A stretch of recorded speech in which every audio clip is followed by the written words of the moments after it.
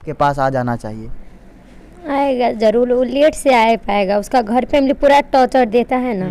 जब उसको तो इतना टॉर्चर देता है, हम तो एक पुतो बेटी है, हमको तो इतना टॉर्चर देता है, हम तो बर्दाश्त नहीं कर सकते हैं, रोते हैं रात दिन।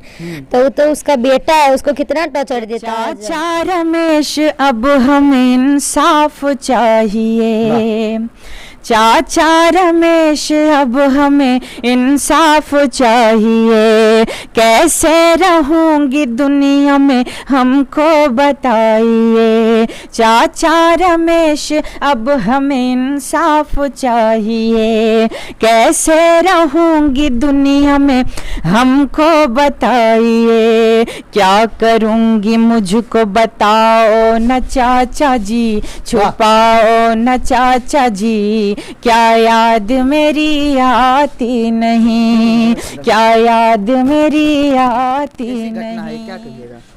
बहुत बड़ी जबरदस्त घटना किया है। इसके बारे में लड़का को रखना होगा जी। उसके बाद नहीं रखने पर कानून कार्रवाई किया जाएगा।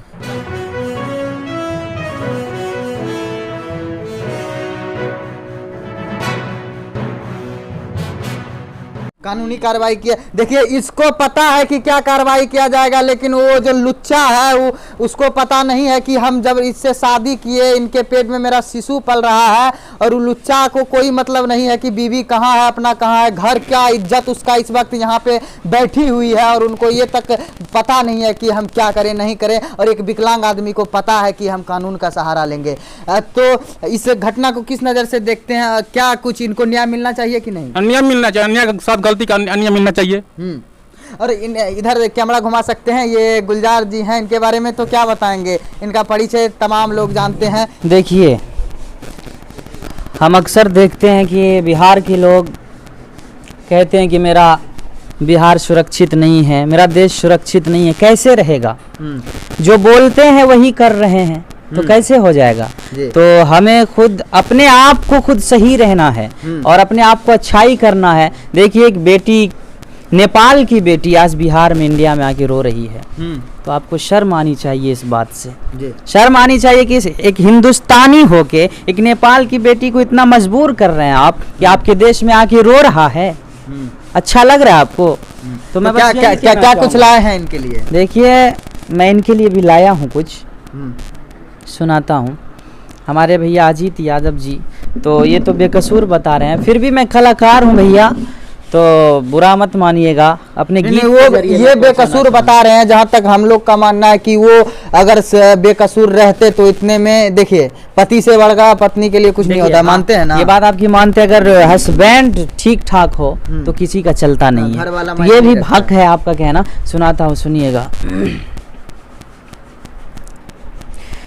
एक बात पूछती हूँ बताओ ना जीत जी, छुपाओ ना जीत जी, क्या याद मेरी आती नहीं। एक नेपाल की बेटी जो हिंदुस्तान में आकर अपने हस्बैंड से कह रही है, सुनिएगा इसके दिल से जो आवाज आ रही थी जी।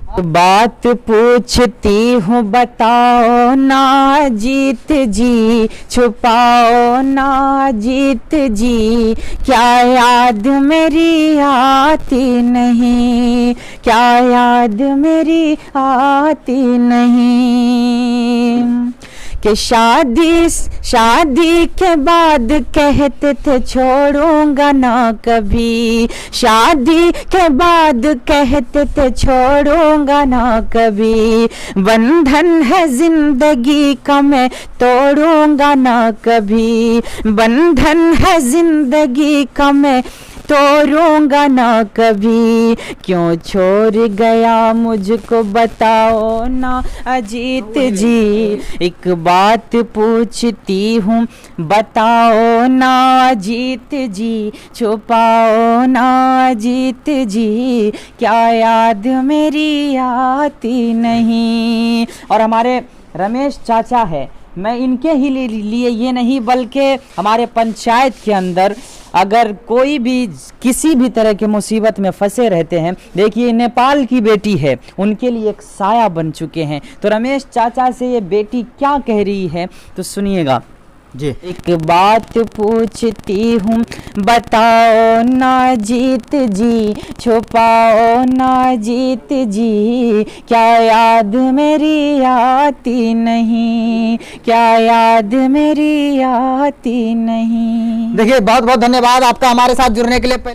बेटा है तो मतलब बच्चा नहीं है ना, वयस्क मनुष्य है वो, उनको तो समझना चाहिए कि मेरा घर का इज्जत जो है कि किसी और के यहाँ पे है और हम यहाँ पे बैठे हैं। आपको क्या लगता है कि वो आएंगे? इंतजार में है उनके? हाँ, उसका इंतजार में। देखिए भाई साहब, अगर देखिए कितना विश्वास करती है आप पर, अगर ये वीडियो आप कहीं भी किसी भी क्षेत्र से बैठ के देख रहे हैं तो इनको कम से कम वो दर्जा दीजिए और इनको लेकर जाइए, क्योंकि अभी इतना कुछ होने के बावजूद भी आप पे इनका भरोसा अटल है। तो क्या चाचा जी आपको क्या लगता है, इनका पति जो है, ये अपने पति को बेगुनाह बता रही हैं, इनका पति बेगुनाह रहता तो अभी तक इनको लेकर चला जाता, इस पर क्या कहना चाहिए? देखिए वो सीधा लड़का है, उसको लोग भड़का देता होगा तो उनको काट देगा, यहाँ लोग मार देगा, जान से चल जाओगे, उसके साथ रहोगे तो यही कहता होगा, ये मेरा अंदाजा है। ऐसा नहीं, हम सुने भी नहीं है, देखे भी नहीं है, हमारा अपना सोच है पर्सनल कि उसको लोग डराता होगा। और मैटर कोई इंडिया का नहीं रहेगा, नेपाल का वर्सेस इंडिया हो जाएगा।